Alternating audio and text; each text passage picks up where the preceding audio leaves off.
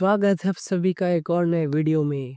और इस वीडियो में हम लोग बात करेंगे किस तरह से हम लोग रिएक्ट जेएस के प्रोजेक्ट को क्रिएट करेंगे, किस तरह से उसे स्टार्ट करेंगे, क्लास कंपोनेंट्स किस तरह से बनते हैं, फंक्शनल कंपोनेंट किस तरह से बनते हैं। इन सभी बातों का इस वीडियो में हम लोग जिक्र करेंगे। तो चलिए इस वीडियो को शुरू करते हैं।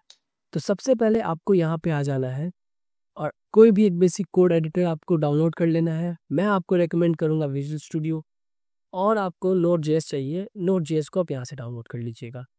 Node और VS कोड को डाउनलोड करने के बाद आपको किसी भी फोल्डर को VS कोड में खोल लेना है। VS कोड में खोल लेने के बाद आपको टर्मिनल पे जाना है। टर्मिनल पे जाके आपको ये कोड लिखना है, npx create react app।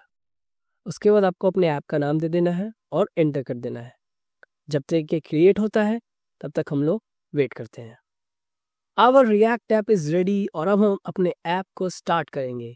तो सबसे पहले जिस नाम से आपने ऐप बनाया है उस ऐप फोल्डर के अंदर हमें जाना होगा। तो हम लोग लिखेंगे cd my app। आपको यहाँ पे इंस्ट्रक्शंस मिल रहे होंगे। cd my app लिखने के बाद हम लोग लिखेंगे npm start। इस कोड से हमारा जो रिएक्ट जेएस का सर्वर है वो चालू हो जाता है। हमारा सर्वर चालू हो चुका है। तो चलिए अब देखते हैं कि हमारा ऐप कैसा दिख रहा है। तो हमें जाना होगा इस वाले लोकल होस्ट पे। लोकल होस्ट 3000 पे हमारा सर्वर चालू है। लोकल होस्ट 3000 पे देख सकते हैं हमारा ऐप चालू हो चुका है और कुछ इस तरह का रिएक्ट का ये बॉयलर प्लेट है और आपको इस तरह का कुछ दिखेगा। तो आप समझिएगा कि आपका ऐप चालू हो चुका है। अब जब भी हम कुछ नया सीखते हैं तो हम उसमें लिखते हैं हेलो वर्ल्ड। तो इसमें भी हम लोग हेलो वर्ल्ड लिखने का ट्राई करते हैं। किस तरह से लिखेंगे, ये पूरा कोड हम डाल देते हैं। इस पूरे कोड की हमें ज़रूरत नहीं है। हम यहाँ पे डालते हैं h1 और हम लोग लिखते हैं हेलो वर्ल्ड। और अब देखते हैं ऐप में क्या चेंजेस आए हैं। तो हमारा हेलो वर्ल्ड सक्सेसफुली लिखा चुका है। अब इस लोगो का मुझे कोई ज़रूरत नहीं है, तो इस लोगो को मैं हटा देता हूँ।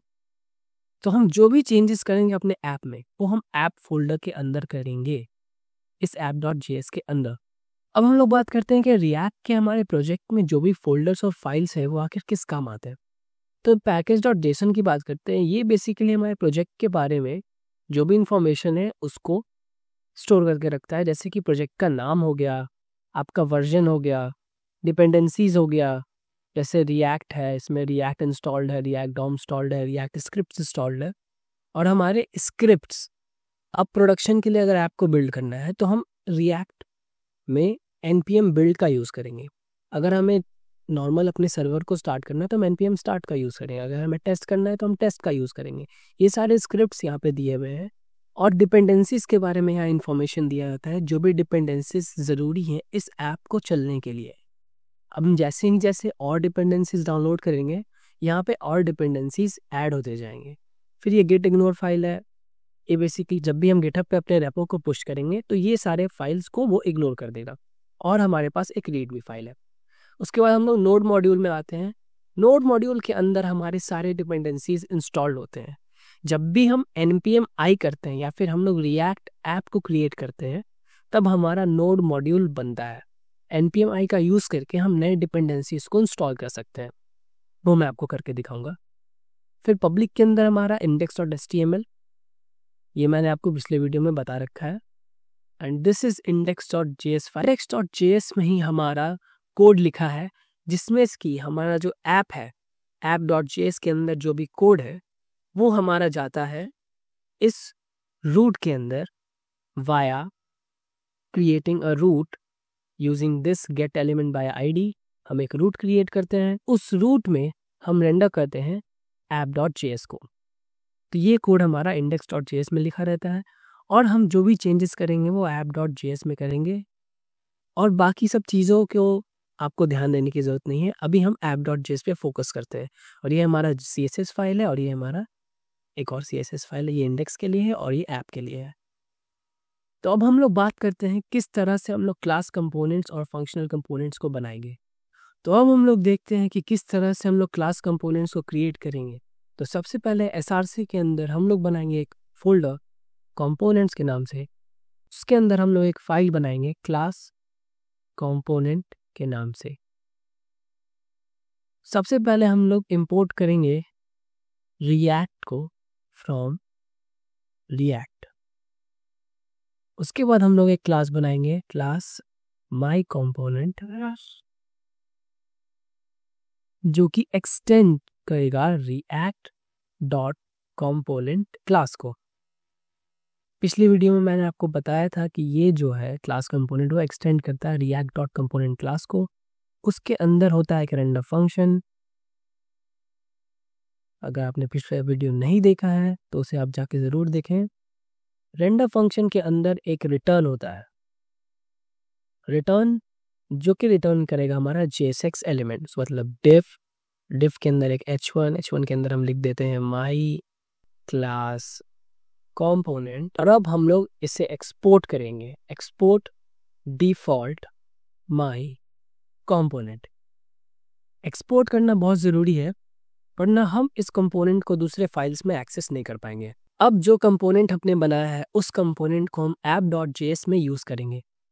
तो हम app.js में जाएंगे और हम लिखेंगे import my component।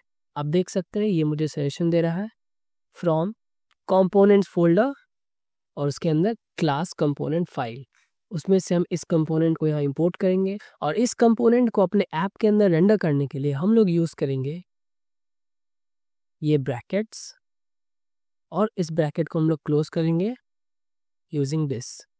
तो इस तरह से हम दूसरे कंपोनेंट्स को अपने ऐप कंपोनेंट में या फिर किसी और कंपोनेंट में यूज़ कर सकते हैं। तो अब देखते हैं कि हमारे ऐप में क्या दिख रहा है। हम अपना ऐप खोलते हैं और हमें दिखता है माई क्लास कंपोनेंट्स लिखा हुआ। काफ़ी आसान है एक कंपोनेंट बनाना और उस कंपोनेंट को दूसरे कंपोनेंट में कॉल करना, वेरी इजी। आपको ये समझ में आ गया होगा। अब हम देखते हैं फंक्शनल कंपोनेंट्स हम कैसे बनाएंगे।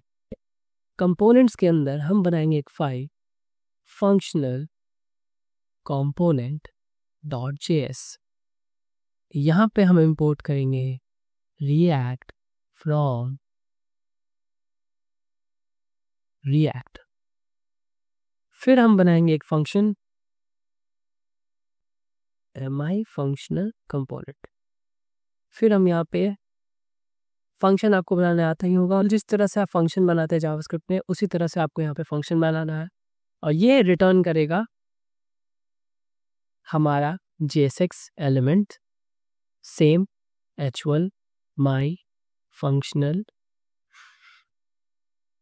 कंपोनेंट।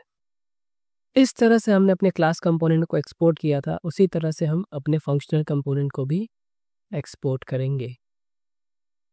और अब हम इसे अपने app.js में इंपोर्ट करेंगे। तो सबसे पहले हम लिखेंगे इंपोर्ट माई फंक्शनल कंपोनेंट। हमें सजेशन मिल गया, बहुत आसान। अब यहाँ पे हम लिखेंगे माई फंक्शनल कंपोनेंट और इसे बंद कर देंगे और अपने ऐप में जाके देखेंगे हमें क्या दिख रहा है। देख सकते हैं my class component, my functional component और हेलो वर्ल्ड हमें लिखा हुआ मिल गया है। तो फंक्शनल कंपोनेंट बनाना भी आप सीख चुके हैं। हमें एक फंक्शन बनाना है, उसके अंदर हमें एक रिटर्न लिखना है। रिटर्न में हम ये वाला ब्रैकेट यूज़ करेंगे, small bracket, not the curly bracket, okay. Return में हमेशा हम ये वाला ब्रैकेट यूज़ करेंगे। तो हमने फंक्शनल कंपोनेंट सीख लिया, क्लास कंपोनेंट सीख लिया, क्लास कंपोनेंट और फंक्शनल कंपोनेंट को किस तरह से दूसरे कंपोनेंट में कॉल करना है वो भी सीख लिया।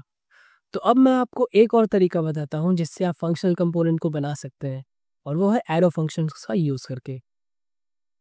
तो सबसे पहले हम इसे कमेंट आउट करते हैं और हम लिखते हैं कॉन्स्ट माई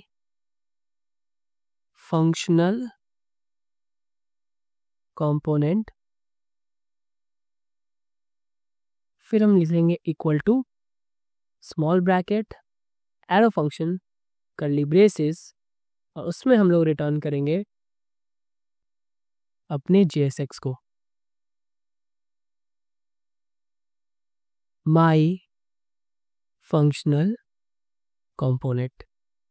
यहाँ पे m स्मॉल हो गया। तो ये तरीका है एरो फंक्शंस का यूज़ करके फंक्शनल कंपोनेंट को बनाने का। और अगर आप app.js में जाए, सेम नाम से हमने इंपोर्ट किया है और ये अभी भी काम कर रहा है। So this is another way जिससे आप फंक्शनल कंपोनेंट को बना सकते हैं, और ये मॉडर्न तरीका है फंक्शनल कंपोनेंट को बनाने का। मैं आपको सजेस्ट करूँगा आप इसी तरीके को यूज़ करें। अब मैं आपको बताता हूँ 2 वेज जिससे कि आप एक कंपोनेंट को फ्रॉम अ फाइल एक्सपोर्ट कर सकते हैं। पहला तरीका है एक्सपोर्ट डिफ़ॉल्ट।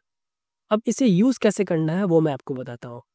जब भी हम एक्सपोर्ट डिफ़ॉल्ट करेंगे और हमें इस पर्टिकुलर कंपोनेंट को किसी फाइल में अगर यूज़ करना है, तो हम इसे किसी भी नाम से इंपोर्ट कर सकते हैं। ज़रूरी नहीं कि जिस नाम से हमने कंपोनेंट बनाया है कि हम उसी नाम से इसे इंपोर्ट करें। जैसे कि मैंने यहाँ पे कंपोनेंट बनाया है माई फंक्शनल कंपोनेंट के नाम से और इसे एक्सपोर्ट किया है डिफ़ॉल्ट।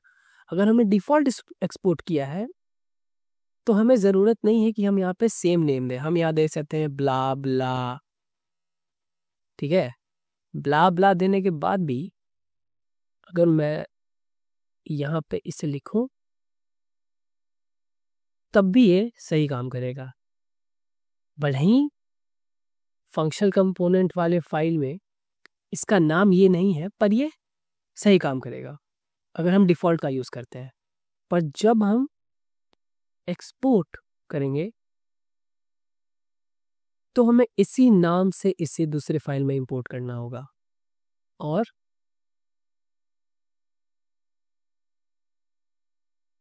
और हमें साथ में ये ब्रैकेट यूज़ करना होगा। तो जब हम एक्सपोर्ट का यूज़ करेंगे तो हमें ये ब्रैकेट लगाना होगा और हमें सेम नाम यूज़ करना होगा जिस नाम से हमने कंपोनेंट को बनाया है। पर अगर हम एक्सपोर्ट डिफ़ॉल्ट करते हैं, तो हम किसी भी नाम से उसे इंपोर्ट कर सकते हैं।